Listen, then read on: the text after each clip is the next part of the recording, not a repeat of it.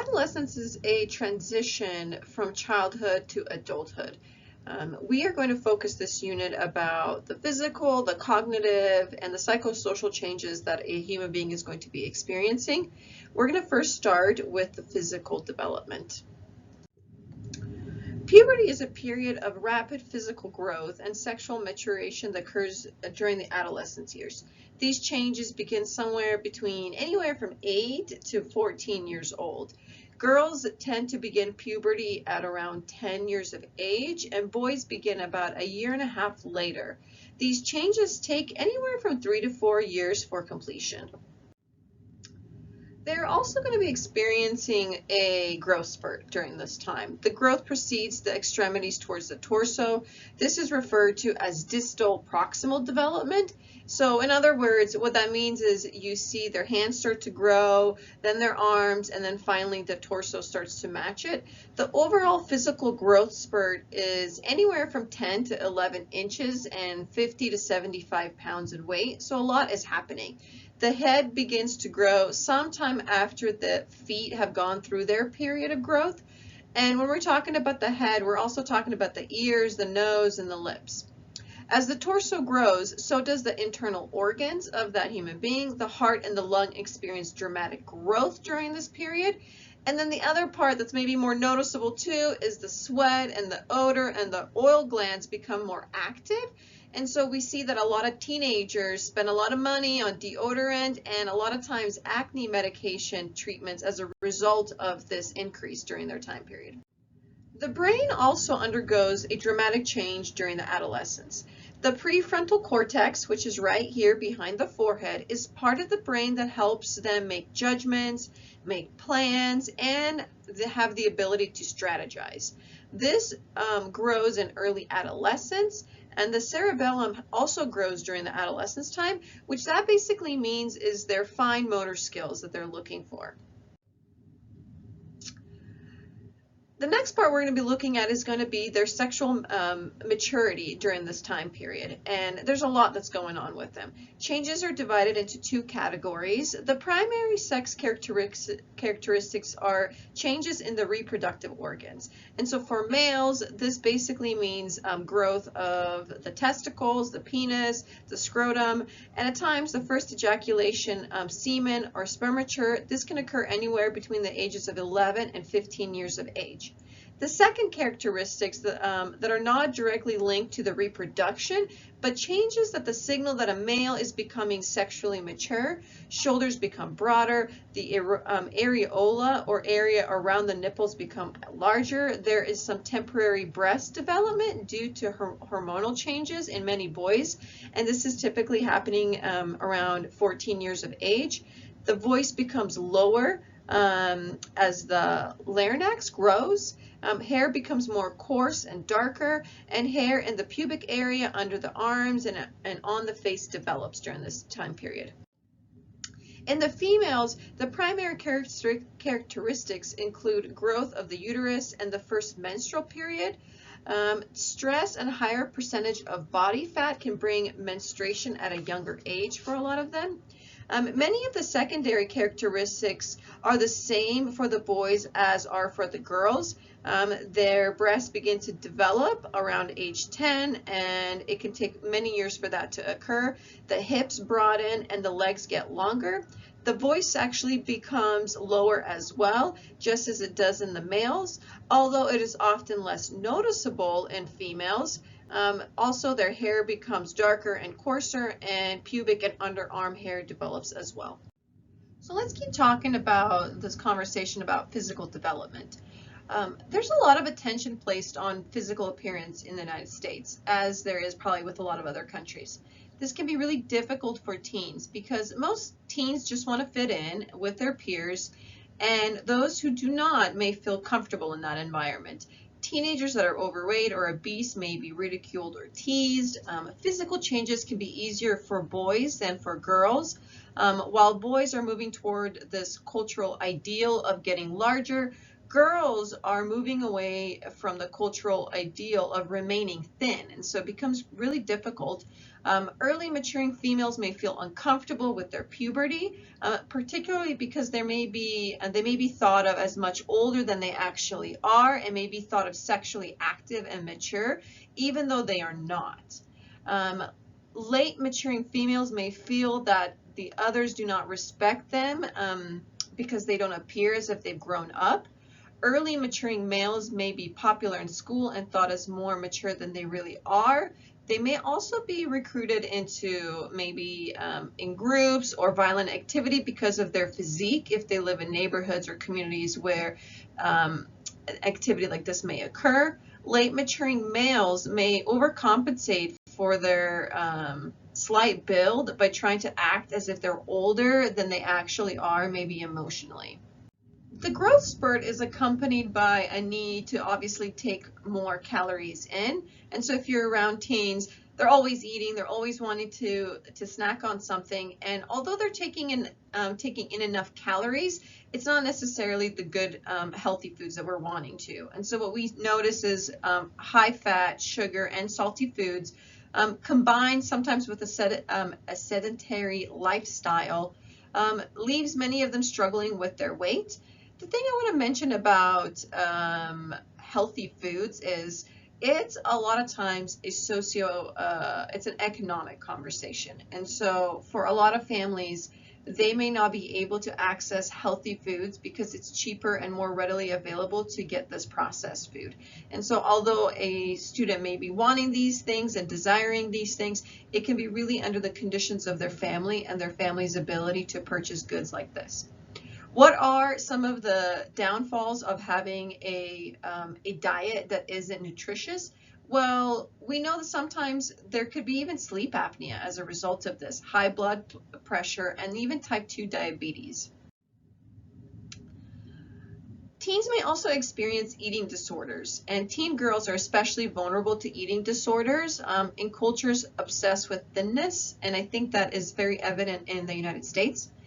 Anorexia is an overall starvation that is life-threatening. A person with anorexia sees fat where there is none. It may become over-obsessed with thinness, excessive dieting, or even exercise. Anorexia is difficult to treat and can lead to cardiac arrest, actually. Bulimia is another eating disorder in which a person eats is binging episode and then they purge it through self-induced vomiting or using like laxatives or enemas. Repeated exposure of the teeth to this like coercive stomach acid can break down the enamel. Blood blisters may develop on the roof of the mouth. The index finger may become discolored, and their vocal cords can become damaged because they're repeatedly vomiting. So with adolescence, there becomes a potential escalation in situations of abuse. Physical abuse becomes more violent as a parent has maybe altercations with a much bigger child, and so all of a sudden the child's strength comes in.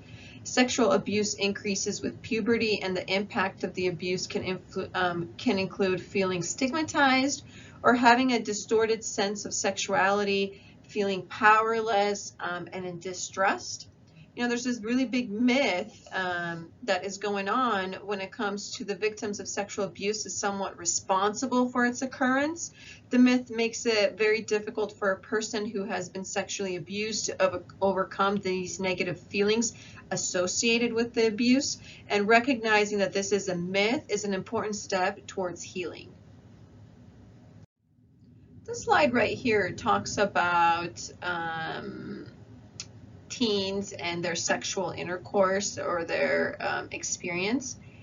And what you should notice on this chart that I got from the CDC is there's actually a decline of sexual intercourse amongst the youth from this chart goes to 2002, but if you were to go back all the way to the 90s and the 80s and the 70s, you start to actually see a decline in sexual intercourse amongst teens from 15 to 19.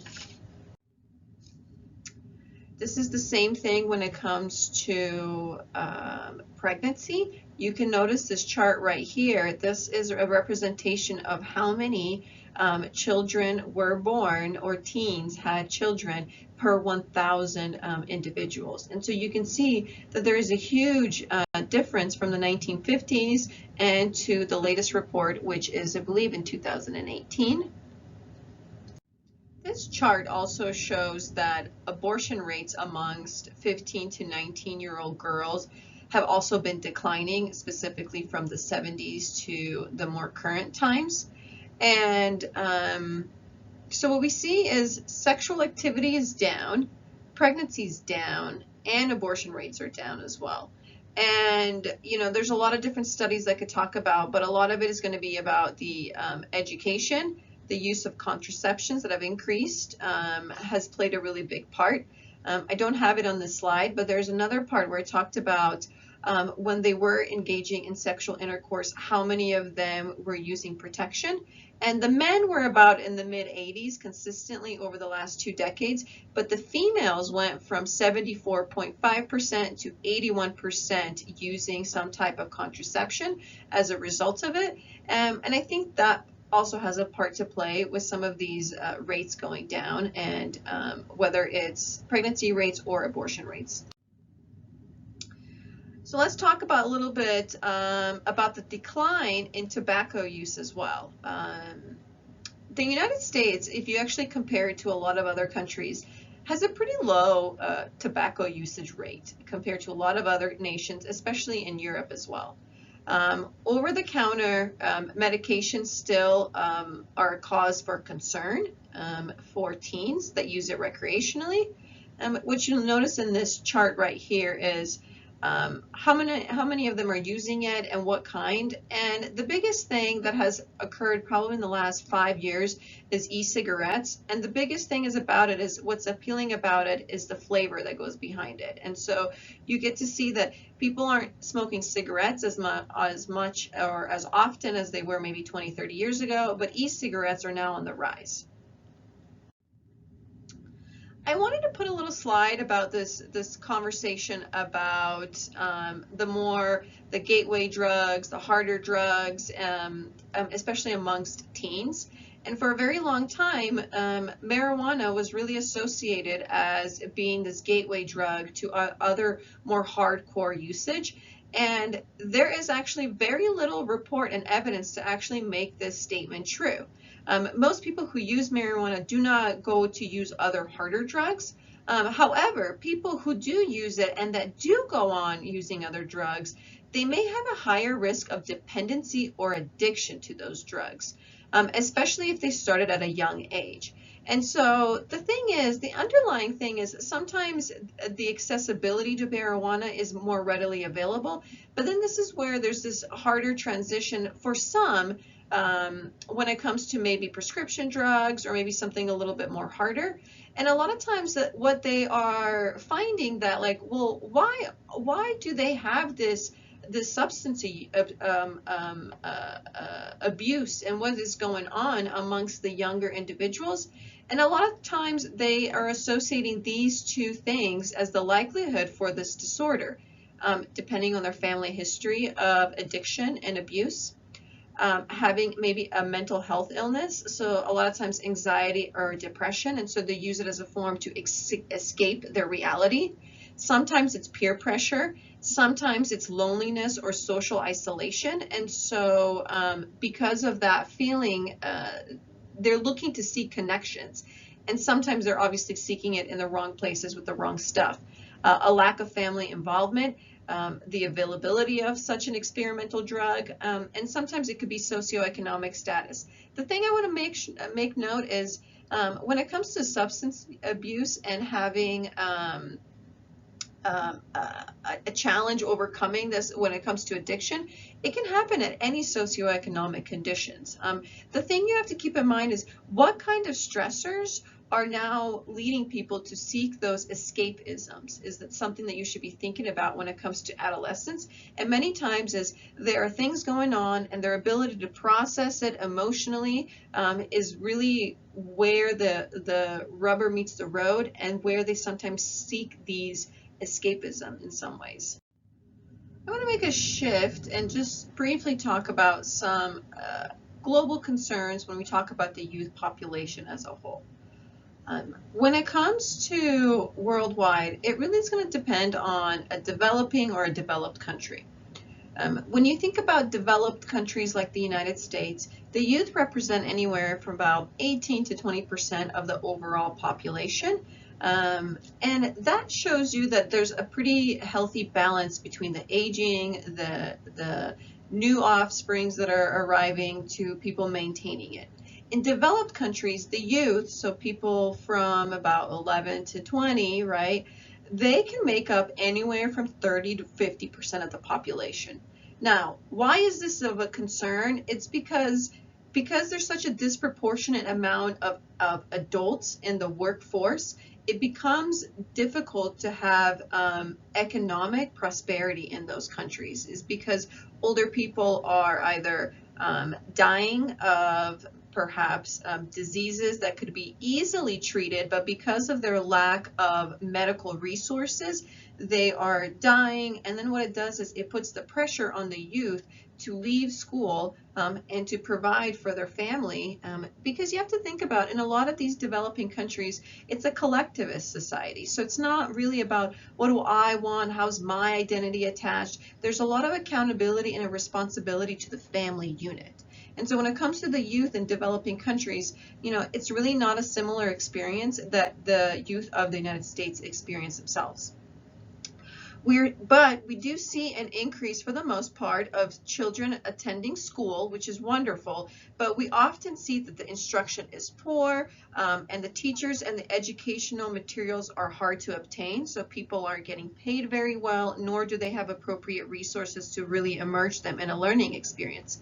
But we also see things that are outside of their control that is really influencing in the way that the youth is swayed. Drought, war, and circumstances, economic ones, disrupt their schooling. And so the number of youth participating in the labor force has decreased in many parts of the world, but it's really situational to the conflict of that region. And the more that we know that if they're participating in formal schooling, it starts to allow the youth to have more prosperity and more options for them. Instead of feeling like I have to provide for my family, I have to do it right now. And having a nation that is poorly educated is only going to hurt itself in the future. We also know that HIV and AIDS is still a leading cause for a lot of sub-Saharan African nations. This is due to really contraceptions, and they're readily available to many people. Tobacco has been increasing in developing countries as well. Child brides, that basically, so, you know, girls under 18 getting married, is also decreasing, which is good. But all of those things I wanted you to think about as a way to compare some of the challenges that the youth in the United States face. All right, so let's kind of wrap up our conversation about physical development, and let's now move to the cognitive development. As you know, Piaget talked about this idea of formal operational thought. And basically, this marks the ability to think in an abstract way and to use systems of abstract thought or logic more readily. So they're practicing how to use like a hypothesis and how to go about carrying it through. And adolescents may now be able to understand symbolic meanings, like a lot of times found in religion. Adolescents may also think about what if situations or hypothetical situations more easily than, let's say, like a 9-year-old or a 7-year-old. And the adolescents may become more curious of their own thoughts and enjoy the game of thinking and this idea of interperspection. We know that there's this also a really interesting time with adolescents, and it's called their egocentrism is really kind of rampant at this point. And a lot of our information that we kind of think about is from a psychologist named David Elkind, and he offers some insights about the unique qualities of an adolescent's thought. And basically the key in it is egocentrism, which is the feeling a teenager has that no one can understand what they're going through. An adult who might want to consult them may be told, you don't understand, nobody understands, you just don't get it. What is happening a lot within the teenagers is they have this concept of an imaginary audience. And basically it refers to a feeling of self-consciousness that many adolescents feel. Even when alone, the teenager may be imagining how others would see them and perceive them and talk about them. Those who feel particularly uneasy or awkward, they may try to make the discomfort by being maybe sarcastic or posturing in public as a way to kind of deflect and kind of minimize that scrutiny that they're perceiving everybody to be looking at them.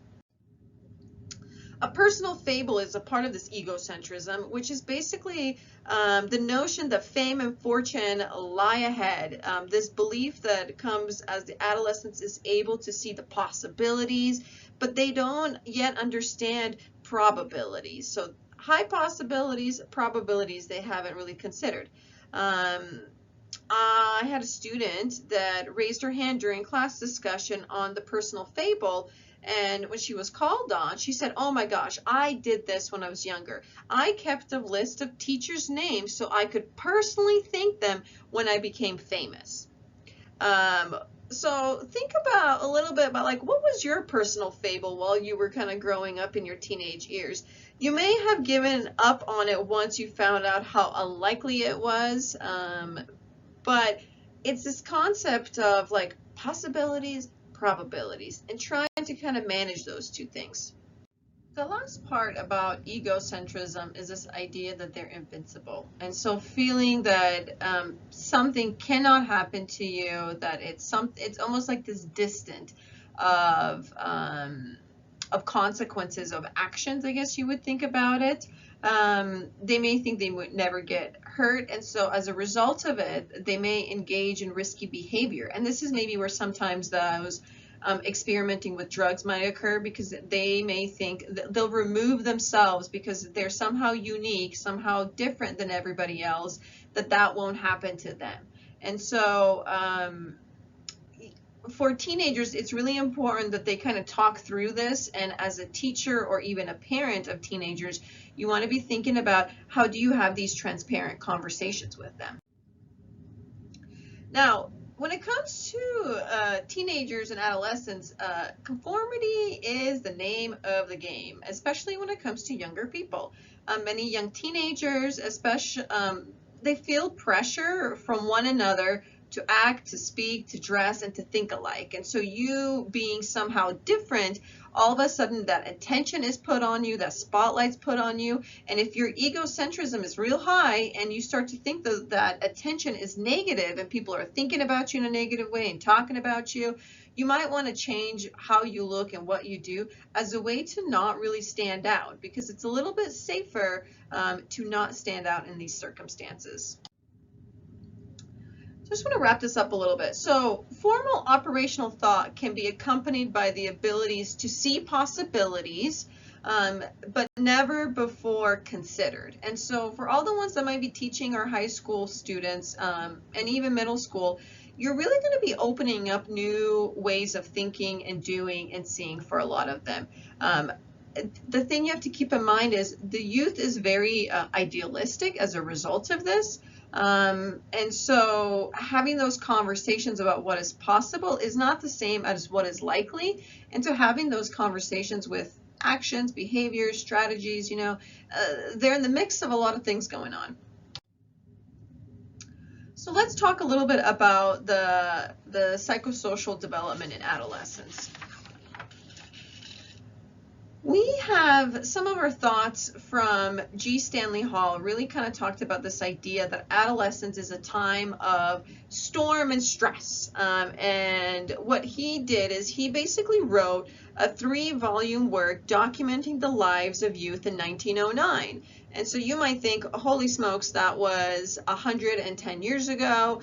How would he have any idea of what that actually looks like? But when you talk about an idea and a theory, if there are truths to it, it'll stand the test of time. And so when he did this documentation in the early 1900s, he basically noted that as people relocated to larger industrial cities in the United States, the youth became more visible and they gained attention from social workers and others concerned about their well-being and their development.